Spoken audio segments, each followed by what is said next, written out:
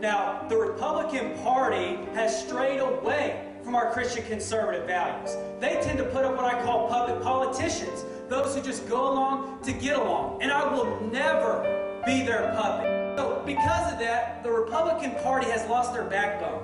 They've lost their spine.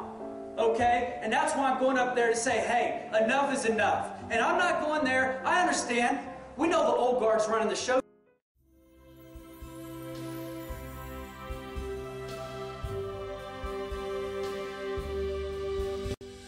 Ladies and gentlemen, there's a verse in the good book that says that we need to reason together. And so I want to appeal to your reason for just a moment. And in every debate I've been part of, and I haven't missed one, people have commented to me how much they appreciate the fact that I always do my best to answer the question.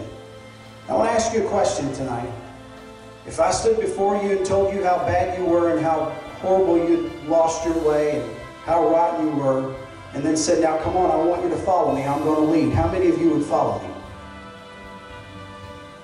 And I'm a Reagan Republican, and yes, I do believe the party has problems. But if I felt like we were hopeless, my faith wouldn't let me run as a Republican.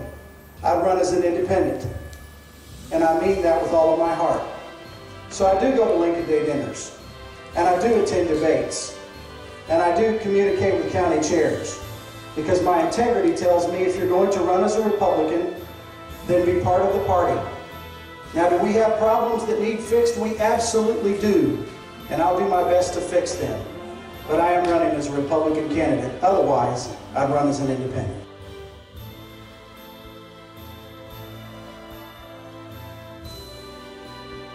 Well, number one, again, you're hiring me to be your congressman. And so you're getting to know about my faith and about what I believe. And so I would hope that if you voted for me, that you would do so because you know my number one allegiance must be to Almighty God. My second allegiance will be to my family, to my wife and my 2 sons. My third allegiance will be to the Constitution of the United States and you, my constituents. That will govern, that will motivate and drive how I vote on Capitol Hill. But integrity in business, integrity in life, integrity in how we conduct ourselves on the street is a very important issue. And the only way, you know, a reputation can be destroyed in a moment. People say character is what you know you are. Reputation is what you think you are. But I think it's very important what people are saying about you. And come to Richmond, Indiana, and visit with my constituents and friends, and ask them what kind of a man Don Bates Jr. has been in his community. There's such a lack of integrity on Capitol Hill. Part of it's driven by this, though, ladies and gentlemen. People are tired of rhetoric, and they're ready for results.